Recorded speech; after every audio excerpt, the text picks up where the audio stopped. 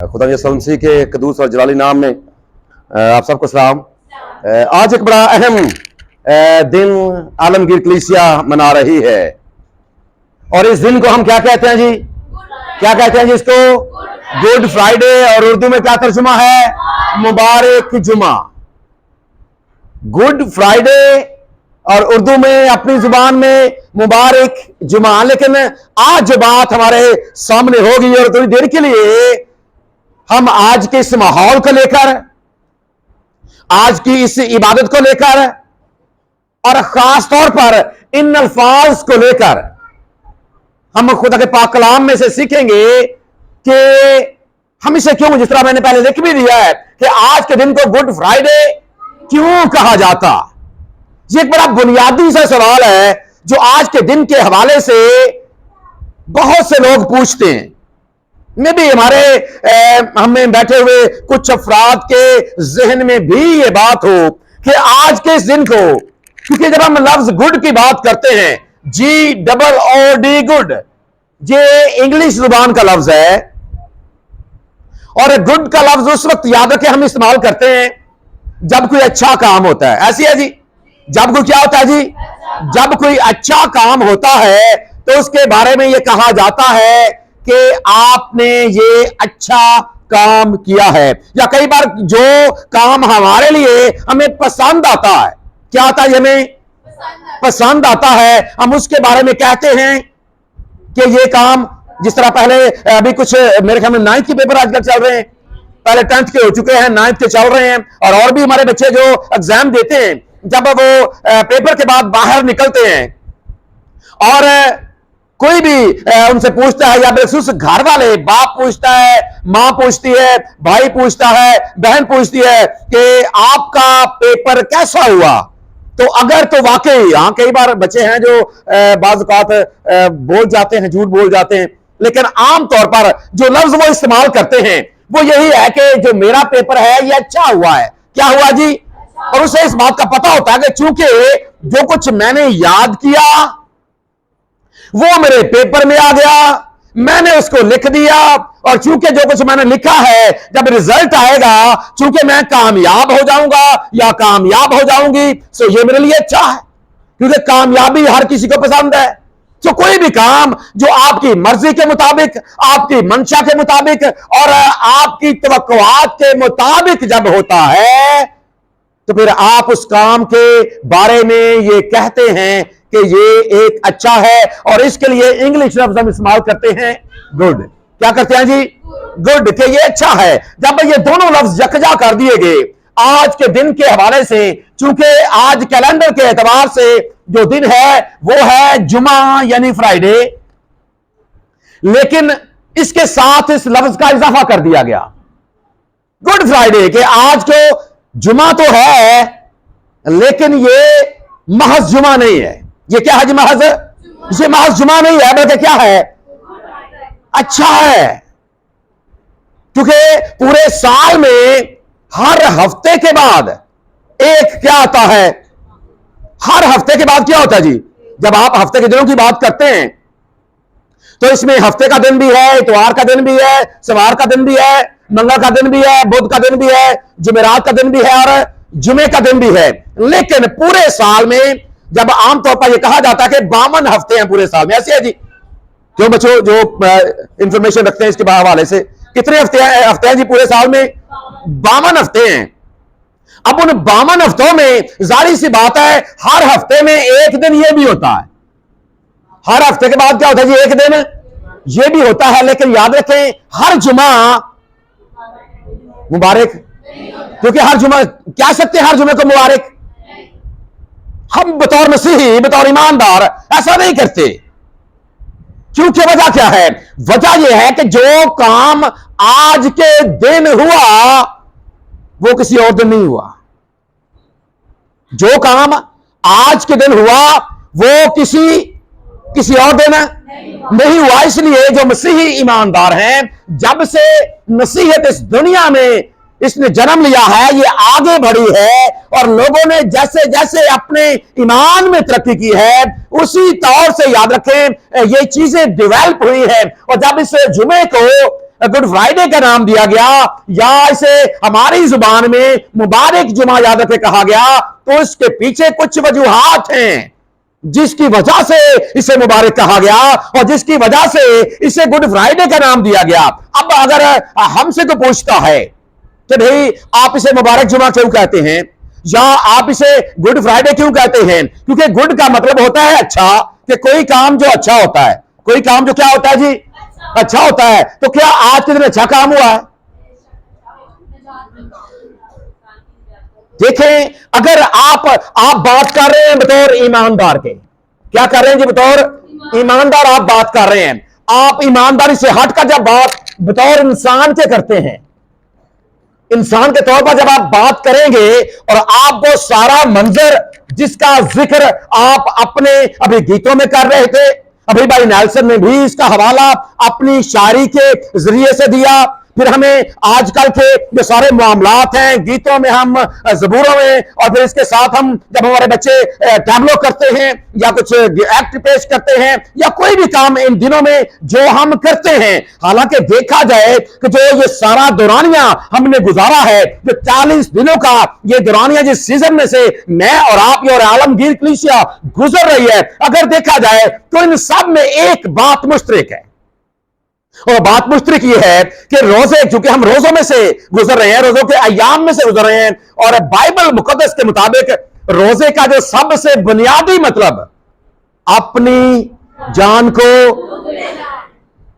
अगर हम दुखों की बात करें, दुखों में से हम भी गुजर रहे हैं, और बतौर ईमानदार ये महसूस करते हैं कि हम ये अगर हमारे आबाओ अजदाद ने, इब्तिदाई कलीसिया ने, अगर इब्तिदाई ईमानदारों ने अगर इन अयाम को ईस्टर से पहले साथ में रख दिया है, तो याद रखें इसके पीछे उनका मकसद यह था ताकि हम ना सिर्फ अपनी जान को रोजे के जरिए से दुख दें, बल्कि इसके साथ साथ हम एक और बड़ा अहम काम करें, और वो काम यह है कि हम अपने खुदावंद के दुखों को भी याद करें। क्या करें जी? अपने, और ये महसूस करें कि हम भी उनमें शामिल हैं। अगर याद रखें, बतौर इंसान अगर हम ये सोचें कि ये लोग जो ये दुखों में से खुद भी गुजर रहे हैं और अपने खुदावंद के दुखों को भी याद करते हैं, और दुख भी कोई आम दुख नहीं, अगर आप उन दुखों का शुमार करना शुरू कर दें या उनके बारे में अगर आप सोचना शुरू कर दें, जाहिर सी बात है हम तो सरसरी सोचते हैं, लेकिन जो शायर लोग होते हैं वो बड़ी बारीक बीनी से, बड़े बारीक लोग होते हैं। और अभी आपने कुछ बातें सुनी भी है भाई नेल्सन से, जिनमें उन्होंने दर्द का जिक्र किया, जिसमें उन्होंने यीशु मसीह के जख्मों का जिक्र किया, जिन्होंने उन सारे माहौल को हमारे सामने रखने की कोशिश की कि किस तौर से खुदावंद ने आज के दिन और खासतौर पर सारी रात से लेकर, अगर आप गिरफ्तारी के अमल से लेकर जब आप आगे बढ़ते चले जाते हैं, तो खुदावंद यीशु मसीह के दुख आपके सामने बढ़ते चले जाते हैं। गिरफ्तारी सबसे पहले, उसके बाद के सारी रात पेशियां चली हैं। सारी रात क्या हुआ जी? पेशियां चली हैं, कभी सरदार काहन के सामने, कभी हेरोदीस के सामने, कभी पिलातूस के सामने, कभी जनाब उधर, कभी उधर। और सिर्फ ऐसा नहीं है कि सिर्फ पेशियां चलती रही हैं, साथ में जो ताने सुनने को मिले हैं, साथ में जो मेने सुनने को मिले हैं, साथ में जो मार खाई है, साथ में न जाने क्या क्या बर्दाश्त किया है, न जाने कौन कौन सी बातें खुदाम के बारे में कहेंगी, ये सारी चीजें एक तरफ। लेकिन जब आप पाक कलाम का मुताला करते हैं और फिर जब ये जिद की गई बराबा की बजाय, ये डिमांड कर दी गई कि खुदाम की बजाय बराबा को छोड़ दिया जाए, तो पिलातूस ने क्या कहा? वहां पर लफ्ज तो दर्ज है कि उसने कहा कि कोड़े लगवा कर, ये कोड़े लगवाने का हुक्म पढ़ते तो हम सिर्फ ये हैं कि कोड़े लगाए गए ये खुदा यीशु मसीह को। अब जब आप उन कोड़ों के बारे में सोचते हैं कि जब वो कोड़े मारे जाते थे, बहुत से लोग इस बात से वाकिफ हैं, आपने इस हवाले से बनाई जाने वाली फिल्में भी देखी होंगी। लेकिन याद रखें, कई बार हम अक्सर औकात ये कहते भी, और मैंने बहुत से लोगों को ये कहते हुए सुना है कि खुदावंद यीशु मसीह को कितने कोड़े मारे गए थे जी? कितने मारे गए थे? 1 कम 40 ही क्यों मारे गए? बताएं आपको इस बात का, क्यों 1 कम 40 मारे गए? 39 क्यों ऐसा किया गया? 39 क्या थे? बड़ी बीमारियों की वजह से मारे गए। चले, ये एक लॉजिक है बतौर ईमानदार हमारे पास कि 39 बड़ी बीमारियां हैं, लेकिन अगर आजकल आप लिस्ट बनाएंगे ना इन बीमारियों की, तो ये 39 से कहीं कहीं ज्यादा है। लेकिन याद है कि हमने बात करनी है बिब्लिकली, खुदा के पाक कलाम के हवाले से। याद है कि जब हम 39 की बात करते हैं, अगर आप इस्तिस्ना की किताब का 25वां बाब पढ़ेंगे तो वहां पर आपको यह मिलेगा कि उस वक्त जब सरदार काहिन किसी को सजा देते थे और सजा का ऑर्डर जारी कर देते थे, और खुदा ने अपनी शरीयत में यह हुक्म दिया कि आपने उसको 40 कोड़े मारने हैं, जो मुजरिम होगा 40 कोड़े आपने उसको मारने हैं। लेकिन साथ में एक बात बता दी गई कि इससे ज्यादा नहीं, 40 से ज्यादा नहीं, क्योंकि खुदा ने साफ सख्ती से यह कह दिया कि 40 से ज्यादा नहीं। तो इसलिए जो यहूदी लोग थे वो इसकी तादाद एक कम रखते थे, ताकि कहीं ऐसा ना हो कि हम खुदा के हुक्म से तजावुज कर जाएं। क्योंकि जब आप उसको पढ़ते हैं 25वें बाब की 3री आयत को, तो वहां पर आपको यह बयान मिलता है कि वहां पर यह कहा कहीं ऐसा ना हो कि तेरा तू अपने भाई की नजर में उल्टा मुजरिम ठहरे। इसलिए वो एहतियात करते थे और पूरे 40 कोड़े मारने की बजाय 39 कोड़े मारते थे। इस बात को बुनियाद बनाकर खुदावंद यीशु मसीह के बारे में यह कहा जाता है कि उसे भी कितने कोड़े मारे गए? कितने कोड़े मारे गए? 39। लेकिन इस बात को हमेशा जहन में रखें कि हम शरीयत की बुनियाद पर तो यह बात कहते हैं कि उसे 39 कोड़े मारे गए, लेकिन याद रखें यह सजा जो 40 कोड़ों की सजा थी, यह देते थे सरदार काहिन, ये शरा के आलिम लोग देते थे, और यह सिर्फ उनके लिए मुकर्रर थी जो शरीयत के मातहत होते थे, जो मूसवी शरीयत के मातहत होते थे, उनके लिए यह सजा मुकर्रर थी। लेकिन याद रखें यीशु मसीह के मामले में जो सजा देने वाला है वो कोई यहूदी अदालत नहीं है। खुदा यीशु मसीह को जो सजा दी गई वो क्या है जी? कोई यहूदी अदालत नहीं है। हां, यहूदियों ने अपना किरदार जरूर अदा किया है खुदावंद यीशु मसीह को सजा दिलवाने में, लेकिन सजा का ऑर्डर जारी करने वाली रोमी हुकूमत है। क्या है जी? जो पिलातूस है किसका नुमाइंदा है? क्या वो यहूदी है? जो पिलातूस है वो कौन है जी? हम अपने अकीदे में क्या कहते हैं कि पैंतूस और पिलातूस की हुकूमत में, उसकी हुकूमत में दुख उठाया। इसका मतलब क्या है कि हुक्म को उसको यीशु मसीह को सजा सुनाने वाला कौन है? पैंतूस पिलातूस।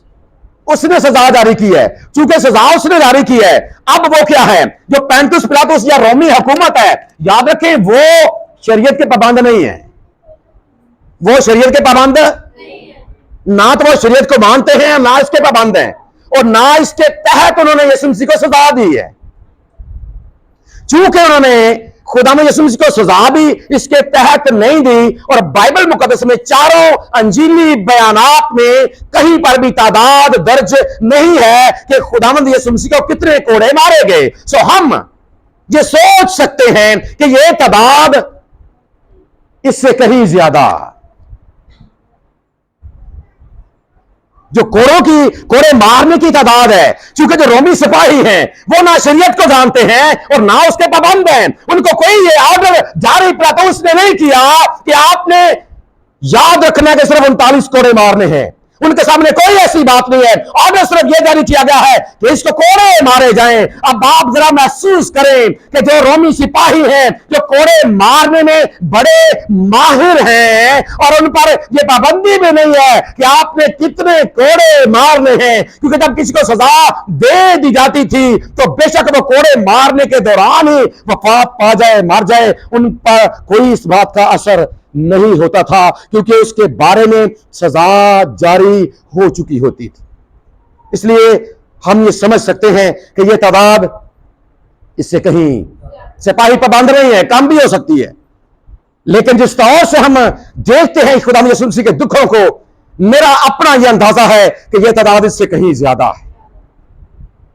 किस तौर से उन्होंने मारा। जब हम इन बातों की जानब आते हैं, खुदा यीशु मसीह के दुखों की जानब आते हैं, इन कोड़ों की सजा की जानब आते हैं, इस मार की जानब आते हैं, थूके जाने की जानब आते हैं, जलीलो ख्वार होने की जानब आते हैं, झूठे फतवे जारी होने की जानब आते हैं, झूठी गवाहियां जब हम सुनते हैं, तो इसके साथ भारी सलीब जो उसके कंधों पर लाद दी गई, जिसे उठाकर मुजरिम खुद उस जगह तक जाता था जहां पर उसे मसलूब किया जाना होता था।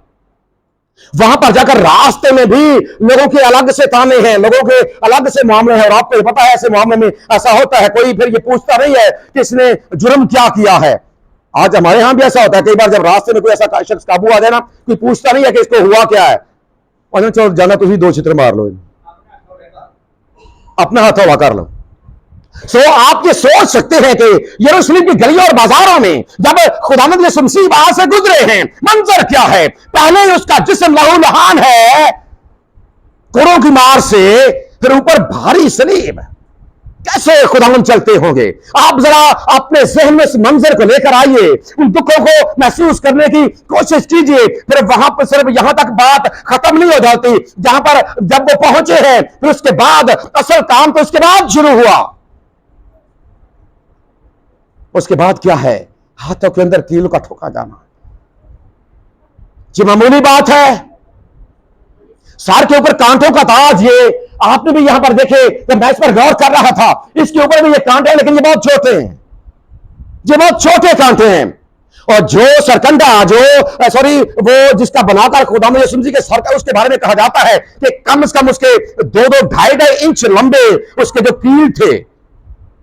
आप जरा अंदाजा कीजिए, अगर सर के ऊपर ये भी है और ऊपर से वो मार भी रहे हैं, फिर इसके साथ हाथों के अंदर कील ठोके गए, पांव के अंदर पसली में नेजा है, जख्म ऑलरेडी इतनी कदर हैं जिन्हें नहीं शुमार नहीं किए जा रहे। जरा अंदाजा करें कि इस कदर दुख, इस कदर कर्ब, इस कदर ये सारा मंजर, लेकिन इसके बावजूद ये ईमानदारों ने इसको नाम दे दिया। वो नाम दे दिया गुड फ्राइडे का। नाम क्या दे दिया? हालांकि देखा जाए, इंसान बनकर सोचे तो ये अच्छी बात तो नहीं है जी। इंसान बनकर सोचे तो अच्छी बात है। इतने सारे जख्म, इतना सारा ये सारा मामला, और फिर सबसे बढ़कर यह है कि उसने कोई भी गुनाह नहीं किया। उसकी जात में कोई गुनाह नहीं है, उसकी जात में गुनाह भी कोई नहीं है। ना उसने अपनी जिंदगी में कोई अमली गुनाह किया, उसके अंदर कोई मरूसी गुनाह भी नहीं है। लेकिन याद रखें, इन सारी बातों के बावजूद, इन सारे दुखों में से जब वो गुजरा है और नाम दे दिया गया ईमानदारों ने, और उन्हीं लोगों ने दिया जो उसके पैरोकार हैं। लेकिन ये नाम क्यों दिया? क्यों कह दिया कि ये आज का जो दिन है, जब अभी बच्चे कलमे सुना रहे थे। आप जरा ये अंदाजा लगाएं कि एक शख्स जब स्लीब के ऊपर लटका हुआ और सांस लेना तक दुश्वार होता है एक इंसान के लिए, और ऐसे हालात में जब आप स्लीब के ऊपर हो, आपके हाथों पांव के अंदर आप हरकत तो कर नहीं सकते ना, सिवाय सांस लेने के। अब जब आप सांस लेते हैं ना, तो ये वक्त के साथ साथ कभी उसके कर्म को महसूस करें ना स्लीब के ऊपर, तो वक्त गुजरने के साथ साथ आपकी सांस छोटी होती चली जाती है। क्योंकि जब आप खींचकर सांस लेते हैं और आप जब आपकी बॉडी जब अकड़ जाती है, आपकी सांस आहिस्ता आहिस्ता छोटी होती चली जाती है। यह सजा देने का उनका एक अपना तरीका था, ताकि एक जो मुजरिम है वो सिसक कर मौत को हासिल करे। अब ऐसे हालात में इस दिन को यह नाम देना कि ये अच्छा है, याद रखें, ये बतौर इंसान अच्छा नहीं है। बतौर इंसान ये अच्छा नहीं है, क्योंकि ये काम जो किया गया, इंसानियत को इतना जो जलील किया गया, जो इंसानियत की तजलील की गई, ये किसी भी तौर से काबिल कबूल नहीं है। और यही तो वजह है कि आज पाबंदी लग गई है सलीबी मौत के ऊपर। सलीबी मौत के ऊपर आज पाबंदी लगी हुई है, तो भी इसे ईमानदार लोग गुड फ्राइडे कहते हैं, मुबारक जुमा कहते हैं। याद रखें, ये हम बतौर इंसान नहीं, बतौर ईमानदार कहते हैं। इसलिए बतौर ईमानदार कहते हैं कि अगर ये काम ना होता, ये वाकई हमारे लिए, मेरे और आपके लिए बतौर ईमानदार एक ऐसा काम हुआ है जो अगर हमारा खुदावंद ना करता तो ये सजा हमें बर्दाश्त करनी पड़ती। सो इस आजादी को लेकर जब आप सोचते हैं तो आज के दिन जो काम हुआ है वो वाकई इतना अच्छा है, इतना अजीम है कि ना तो इससे पहले किसी ने किया और ना इसके बाद कोई। खुद हमने कहा था कि इससे बढ़कर कोई प्यार नहीं कर सकता कि अपनी जान कुर्बान कर दे दूसरों के लिए। सो याद रखें, खुदा हमने इसलिए और इसीलिए आज के दिन को यह नाम दिया गया गुड। तो जब आप गुड की बात करते हैं ना, आप इसको अगर मजीद तफसीलन आप इसको लुगत के एतबार से पढ़ें, आप इसको यूनानी पस मंजर में जाकर पढ़ें, तो याद रखें ये लफ्ज है, एक ऐसा लफ्ज है जो किसी के किरदार की खूबी के लिए इस्तेमाल होता। किसी के किरदार की, जब कोई अच्छा काम करता है ना, कुछ चीज़ का किरदार है, कुछ का कोई किरदार अपना अदा कर रहा है और वो उस किरदार को बड़े खूबसूरत तरीके के साथ सर अंजाम देता। जब कोई अच्छा किरदार करता, लोग आगे से क्या करते हैं, ऐसे करते हैं जी, यही लफ्ज है वो। और आजकल तो सोशल मीडिया का दौर है जो बच्चे इस्तेमाल करते हैं। अक्सर औकात एक दूसरे को जब कोई किसी के लिए अच्छा काम करता है ना, आगे से वो कहते नहीं है गुड, क्योंकि आजकल जो सिंबल्स हैं वो चल रहे हैं, साइंस चल रहे हैं, और साइन देकर आप पहचान जाते हैं कि ये क्या है। जब कोई इस तरह अंगूठा आपको भेजता है तो आपको पता चल जाता है कि उसने मेरे काम को पसंद किया है। क्या किया जी? और आपको जहां लाइक और डिसलाइक करें वहां पर भी लिखा नहीं होता कि ये आप लाइक करें डिसलाइक करें, वहां पर क्या करें, निशान कौन से हैं, एक ऐसे है और एक ऐसी है जी, ऐसी है बच्चों। और इसका मतलब क्या है? अच्छा। अब जब इसे अच्छा कहा जाए तो किसी के ये किरदार की खूबी कि आपने कुछ ऐसा किया।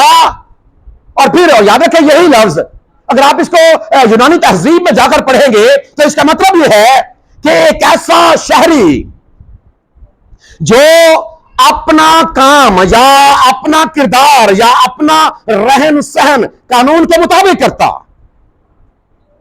एक ऐसा शहरी जो अपने फर्ज को, आप इसे कह सकते हैं उर्दू में, इसके बारे में आप इस्तेमाल कर सकते हैं, फर्ज शनास शहरी। एक ऐसा शहरी, एक ऐसा रहने वाला जो क्या है जी, फर्ज शनास क्या है, उसके बारे में यही लफ्ज इस्तेमाल होता था, फर्ज शनास। यानी कि जो अपना काम ईमानदारी और दयानतदारी के साथ करता, जो अपनी ड्यूटी ईमानदारी और दयानतदारी के साथ करता है। यानी कि जो काम, और काम के हवाले से बच्चों आपको पता है, हमने सीखा है, काम के हवाले से सीखा है काम क्या होता है। जो काम भी करो जी से करो, ये जान करके खुदा के लिए करते हैं ना के, हमने काम के हवाले से काम असल में होता क्या है, वो जिम्मेदारी जो आपको अथॉरिटी की तरफ से दी जाती है। जो जहां पर मुलाजिम होता है, साहब हमारे स्कूल में होते हैं, उनके जिम्मे काम लगाया हुआ है और अथॉरिटी ने लगाया हुआ है। आप जो कुछ भी हैं, जो जिम्मे आप पे काम लगाया गया, और अगर आप वाकई उसे ईमानदारी के साथ दयानतदारी के साथ आप पूरा करते हैं, इसका मतलब यह है कि आप फर्ज शनास शहरी हैं। ये लफ्ज उसके लिए इस्तेमाल होता था। फिर जब आप इसको याद रखें, आप इब्रानी मतलब में जाकर और इब्रानी पस मंजर में जाकर आप इसी लफ्ज को पढ़ेंगे तो इसका मतलब यह है कि जो चीज बनाई गई और जिस मकसद के साथ बनाई गई, अगर वो अपनी जिंदगी से उस मकसद को पूरा कर दे तो उसके बारे में कहा जाता है कि वो अच्छी है। अगर आप एक हवाला पढ़ेंगे, जरा निकालें ये हवाला पैदाइश की किताब का पहला बाब, पैदाइश पहला बाब और उसकी दूसरी आयत, कोई भी आप में से पढ़ दे जी। जी, जमीन वीरान और सुनसान थी और गहराई के ऊपर अंधेरा था। शाबाश। खुदा की रूह पानी की सतह पर। शाबाश, आगे बढ़े। और खुदा ने कहा, अहम बात जरा नोट करें जी, खुदा ने कहा, खुदा की जुबान मुबारक से अल्फाज निकले हैं। लफ्ज क्या है? याद रखें, ये वो पहले लफ्ज हैं जो बाइबल मुकद्दस में लिखे गए हैं, जो खुदा की जुबान मुबारक से निकले हैं। लफ्ज क्या हैं जी? रोशनी हो जा। क्या हो जा जी? रोशनी हो जा। एक हुक्मनामा खुदा की जुबान से निकला है कि रोशनी हो जा, रोशनी हो जा। और हुआ क्या है? देखें, कादा मुतलिक खुदा की जुबान से अल्फाज निकले और तकमील ना हो, यह कैसे मुमकिन, कैसे हो सकता है कि ना हो? खुदा ने कहा और क्या हुआ? आगे क्या लिखा बेटा? और रोशनी हो गई। खुदा ने कहा रोशनी हो जा, यानी कि एक खास मकसद के साथ खुदा की जुबान से लफ्ज निकले कि रोशनी हो जा। रोशनी हो गई। आगे खुदा ने क्या कहा जी? और खुदा ने देखा, किसको देखा? रोशनी को देखा। किसको देखा? रोशनी को। और फिर कहा क्या उसके बारे में? रोशनी अच्छी है। यही लफ्ज है। रोशनी क्या है? अच्छी। जिस मकसद के लिए खुदा ने कहा कि रोशनी हो जा, जब रोशनी हो गई, खुदा ने देखा कि रोशनी हो गई है, इसका मतलब यह है कि जिस मकसद के साथ रोशनी को खलक किया गया वो काम हो गया, तो खुदा ने उसके बारे में कह दिया कि क्या है? अच्छी है। सो इब्रानी मतन में और इब्रानी तस्वर में जब कोई चीज जिस मकसद के साथ बनाई जाती और वो उसकी जिंदगी से पूरा हो जाता, तो उसके बारे में कहा जाता अच्छा है, गुड।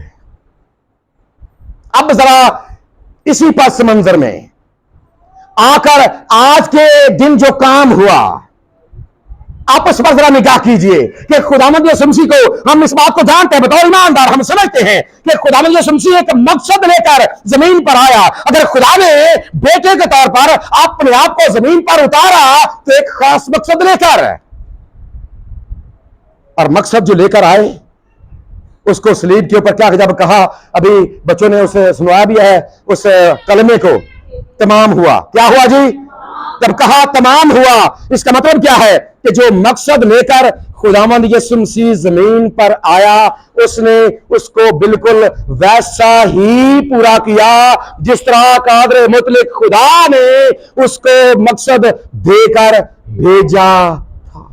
जब वो मकसद पूरा हो गया, और हमने सीखा है कि लुग़वी एतबार से जो चीज जिस मकसद के साथ बनाई जाती है, जब वो पूरा कर देती है, तो उसके बारे में कादर मुतलक खुदा की जुबान से क्या लफ्ज निकले?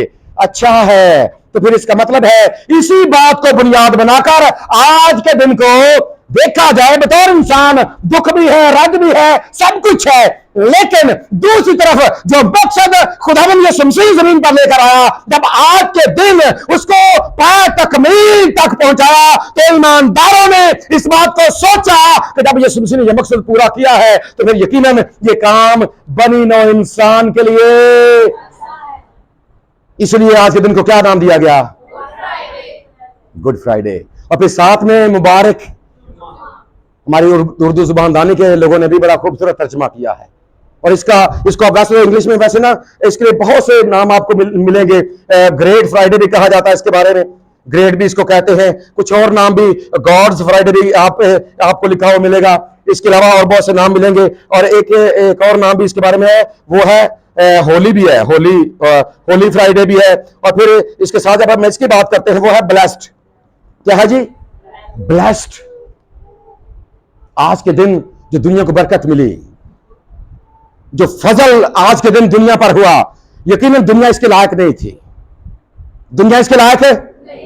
दुनिया इसके लायक नहीं, तो भी खुदा ने अपनी मोहब्बत को आश्कारा किया दुनिया के ऊपर, इकलौते बेटे की सूरत में जमीन पर आकर, जब उसने वो सारा दुख सहा बनी नौ इंसान के लिए, जिसके बारे में यूहन्ना अपने इंजीली बयान में लिखता है पहले बाब की 29वीं आयत में कि देखो ये खुदा का दुनिया बकरे बछड़े ज़बा करती रही है, लेकिन खुदा ने एक ही बार में अपने इकलौते बेटे की कुर्बानी करके, यह जिसको हमने यहां पर लिखा भी हुआ है, वो कुर्बानी पेश करके आज के दिन चूंकि ये काम मुकम्मल हुआ, इसलिए आज के दिन को मुबारक जुमा और आज के दिन को हम गुड फ्राइडे कहते हैं, क्योंकि ये काम कोई और नहीं कर सकता था। बड़े इंसान के लिए ये काम कोई और नहीं कर सकता। इस तरह यूहन्ना रसूल ने 3 बाब की 16वीं आयत में लिख दिया कि खुदा ने दुनिया से ऐसी, और जब वो मोहब्बत याद है जिसकी हम बात बार बार करते हैं, आज के दिन वो मुकम्मल हो गई सलीब के ऊपर। आज उस मोहब्बत की तकमील नजर आती, और उसकी तकमील की वजह से, क्योंकि खुदा ने दुनिया से ऐसी मोहब्बत रखी कि अपना इकलौता इस काम के लिए बख्श दिया, फिर ताकि हम में से जो कोई ईमान लाएगा, याद रखें गुड फ्राइडे सबके लिए गुड फ्राइडे नहीं है, इस बात को आपने ज़हन में रखना है। ये सिर्फ गुड उनके लिए है, अच्छा उनके लिए है कि खुदा ने तो मोहब्बत कर दी, बेटे ने भी अपना काम कर दिया। अब जो कोई, असल बात यह है क्या है जी, जो कोई ईमान लाएगा वो हलाक नहीं होगा, हमेशा की और जब हमेशा की जिंदगी इस काम की वजह से हमें मिलती है, तो इसलिए आज के दिन को गुड फ्राइडे का नाम दे दिया गया, ताकि इंसान जब इस बात पर गौर करे, इस बात को जाने, इस बात को पहचाने कि ऐसा क्यों है, तो फिर उसे यह पता चले कि मेरे खुदा ने किस तौर से मेरे साथ मोहब्बत का इजहार इकरार किया है। उसके इकलौते बेटे ने किस तौर से दुख उठाकर, हत्ता के यहां तक अपनी जान कुर्बान करके इसने हमारे साथ उस मोहब्बत की तकमील कर दी है। यकीनन इस बात के लिए हमें हमेशा अपने खुदा का शुक्र और उसके नाम की तारीफ करनी चाहिए। इसलिए हम आज के दिन को मुबारक जुमा कहते हैं और इसलिए हम आज के दिन को गुड फ्राइडे कहते हैं। याद रखें, बात सिर्फ यहीं तक नहीं है, सिर्फ मुबारक जुमे तक। हालांकि देखा जाए आज का दिन बतौर ईमानदार में बहुत दुख है। हम उस दर्द को महसूस करते हैं जो कुछ हमारे खुदावंद ने बर्दाश्त किया, बतौर ईमानदार हम उसे महसूस करते हैं। लेकिन याद रखें, बात यहां पर खत्म नहीं हो जाती, बात आगे बढ़ रही है। और ठीक है, हफ्ते के बाद जो हफ्ते का पहला दिन है, आज का दुख अपनी जगह पर, आज का रंज अपनी जगह पर, आज के ये सारे मामलात अपनी जगह पर, लेकिन हम कादमुतले खुदा का शुक्र अदा करते हैं, उसके इकलौते बेटे के लिए उसका शुक्र अदा करते हैं कि उसने हमारे साथ अपनी मोहब्बत का इकरार और इजहार किया। लेकिन हमें फिर मायूस नहीं छोड़ा, बल्कि उसी ने तीसरे दिन मुर्दों में से जी उठकर हमें फतह का हकीकी पैगाम भी दे दिया। हम इस बात के लिए खुदा का शुक्र और उसके नाम की तारीफ करते हैं। हमारा खुदा इस पैगाम के वसीले से हम सबको बरकत बख्शे। आमीन। Thank you so much.